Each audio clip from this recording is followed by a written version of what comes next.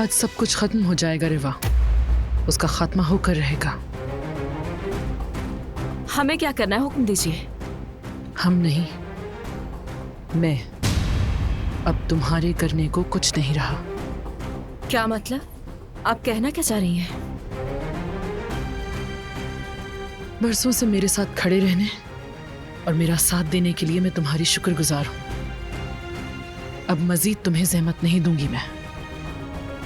तुम्हारे अकाउंट में एक बड़ी रकम भेजी जा रही है, नई जिंदगी शुरू करने के लिए काफी होगी। ये क्या कह रही हैं आप सबिया साहिबा? मैं यहाँ से कहीं नहीं जा रही। मेरी जगह सिर्फ और सिर्फ आपके साथ है। तुम्हारा बहुत शुक्रिया रिवा, लेकिन अब मैं कुछ वक्त के लिए यहाँ नहीं रहूंगी। गुलशाह से अलविदा कहकर यहाँ से दूर जा रही हूँ मैं।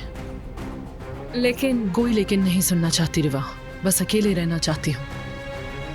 इसलिए हमारी राहें जुदा हो रही हैं। और ये दरखास्त नहीं है, मेरा हुक्म है।